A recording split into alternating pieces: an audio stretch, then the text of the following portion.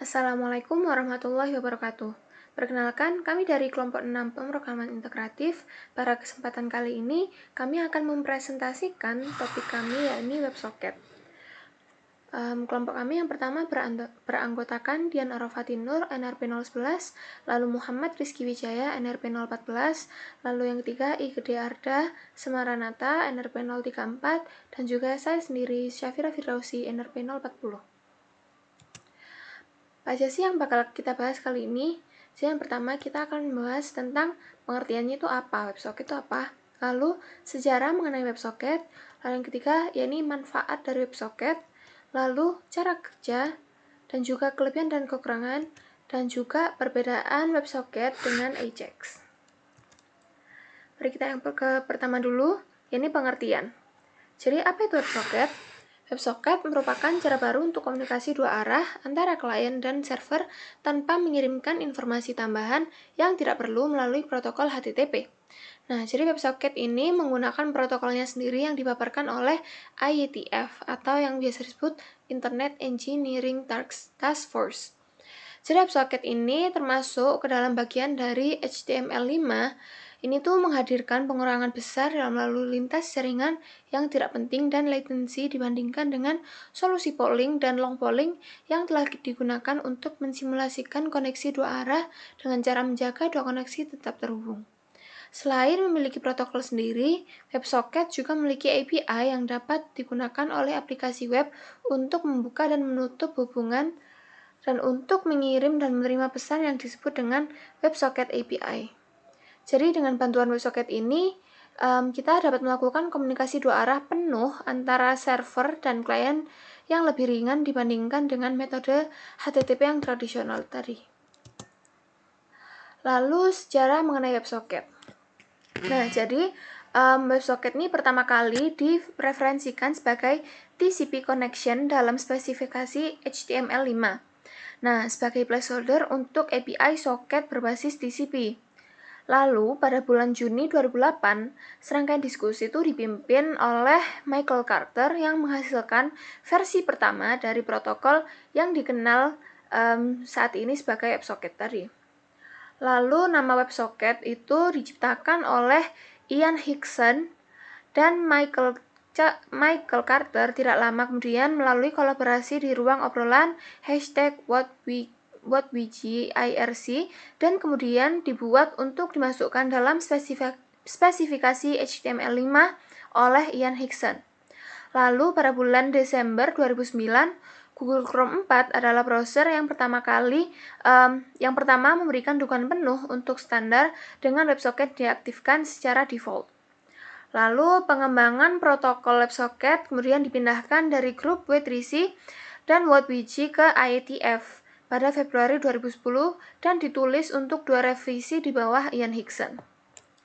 Lalu setelah protokol dikirim dan diaktifkan secara default di beberapa browser, RFC diselesaikan di bawah Ian VT pada Desember 2011.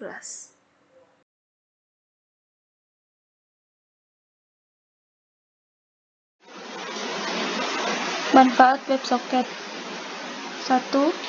WebSocket memungkinkan server untuk mendorong data kepada klien yang terhubung, sehingga data bersifat real-time. Yang kedua, mengurangi lalu lintas jaringan yang tidak perlu dan latensi menggunakan full duplex melalui koneksi tunggal. Yang ketiga, streaming melalui proxy dan firewall, mendukung komunikasi simultan hulu dan hilir. Yang keempat, kompatibel dengan pre-WebSocket dunia dengan cara beralih dari koneksi HTTP ke WebSocket.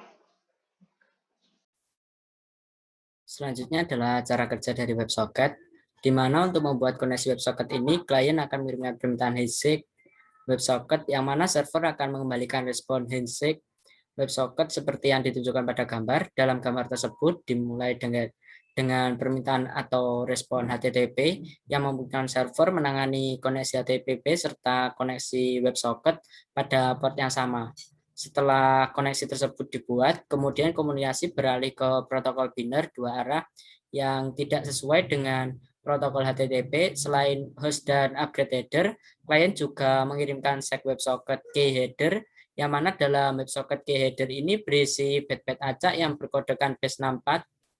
Kemudian dari servernya sendiri akan membalas dengan hash kunci di set WebSocket as subheader. Hal ini dilakukan untuk mencegah terjadinya proxy caching yang mengirimkan ulang percakapan WebSocket sebelumnya dan tidak memberikan autentikasi, privasi, atau integritas. Selanjutnya, fungsi hashing akan menambahkan string tetap atau UUID ke nilai dari header yang tidak dikodekan dari base64, di mana fungsi hashing yang digunakan adalah fungsi hashing SHA-1 yang kemudian dikodekan ke base64.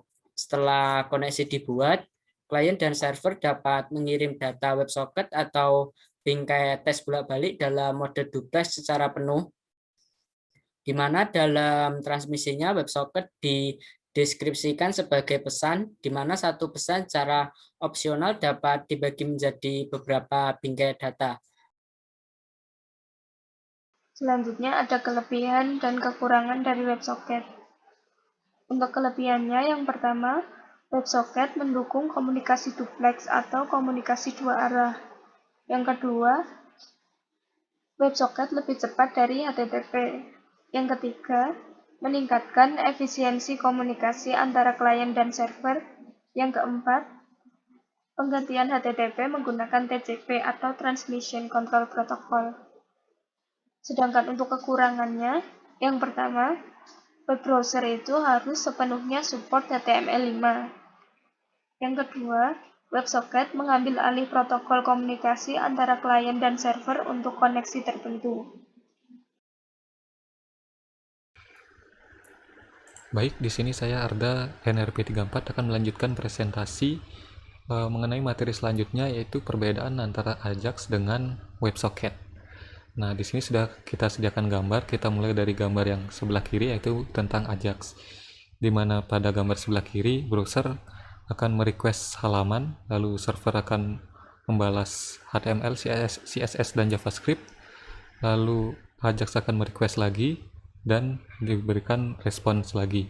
Namun server di sini kita lihat tidak bisa memberikan data atau respons tanpa adanya request dari Ajax itu tadi. Nah, itulah bedanya dengan WebSocket, di mana kita lihat pada gambar di sebelah kanan. Di sini browser merequest halaman, lalu server membalas HTML, CSS, dan JavaScript, lalu WebSocket melakukan request, dibalas lagi. Nah, bisa kita lihat yang paling bawah ini, dari server itu bisa memberikan data ataupun respon ataupun komen tanpa adanya request dari WebSocket itu tadi. Nah, jika harus diilustrasikan, Ajax ini dapat kita ilustrasikan sebagai dua pihak yang sedang melakukan SMS, di mana untuk mendapatkan jawaban kita harus memberikan atau mengirimkan pesan terlebih dahulu.